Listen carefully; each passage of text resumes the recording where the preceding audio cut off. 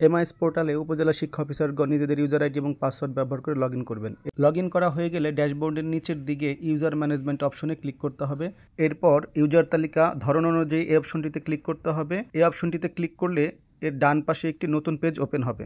এরপর ডান পাশের পেজটিতে user name লেখা ঘরে ইংরেজিতে ইউজার নেম, বিদ্যালয়ের ক্ষেত্রে মোবাইল নম্বর এবং ক্লাস্টারের ক্ষেত্রে ক্লাস্টার কোড লিখে খুঁজুন বাটনে ক্লিক করুন। এরপর ইউজার তথ্যের উপরে একটি তালা চিহ্ন থাকবে, সেই তালা চিহ্নের উপরে ক্লিক করার পরে সেখানে আপনি পাসওয়ার্ডটি নতুন করে রিসেট করতে পারবেন। পাসওয়ার্ডটি রিসেট করার জন্য আপনাকে একই পাসওয়ার্ড 2 বার ব্যবহার করতে হবে। আর অবশ্যই পাসওয়ার্ডের ক্ষেত্রে কোনোভাবেই মোবাইল নাম্বার দেওয়া যাবে না। পাসওয়ার্ডটি কমপক্ষে 8 এবং সর্বোচ্চ 15 অক্ষর বিশিষ্ট হবে।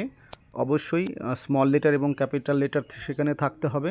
সেই সাথে যে কোনো একটি আইকন ব্যবহার করবেন, হ্যাশট্যাগ অথবা @, এগুলো ব্যবহার করে নতুন পাসওয়ার্ড তৈরি করতে হবে। পাসওয়ার্ডটি পরিবর্তন হয়ে গেলে উপবৃত্তির হোম পেজে প্রবেশ করার সাথে সাথেই উপরে একটি মেসেজ দেখতে পাবেন, সেখানে লেখা থাকবে যে আপনার পাসওয়ার্ডটি পরিবর্তন করে দেওয়া হয়েছে। যেহেতু আপনার পাসওয়ার্ডটি এখন পরিবর্তন হয়ে গেছে, আপনি এখন নতুন পাসওয়ার্ড ব্যবহার করে আপনি আপনার উপবৃত্তির কাজ সম্পন্ন করতে পারবেন। তবে একটি গুরুত্বপূর্ণ বিষয় মনে রাখতে হবে, সেটি হচ্ছে আপনার ইউজার নেম এবং পাসওয়ার্ডের যে তথ্য আছে সেটি আপনি কোনোভাবেই পরিবর্তন করতে পারবেন না। ভিডিওটি ভালো লাগলে পেজটি অবশ্যই ফলো করে দিবেন, লাইক, কমেন্টস এবং শেয়ার করে সকলকে ভিডিওটি দেখার সুযোগ করে দেবেন। ধন্যবাদ।